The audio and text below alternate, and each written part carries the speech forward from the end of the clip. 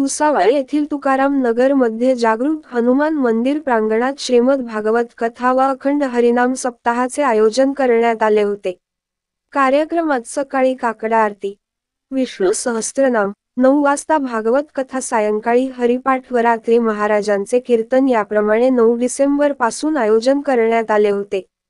सप्ताहात भागवत कथा वाचक हरिभक्त परायण संतदास महाराजगिरी तोरणाळेकर हे होते।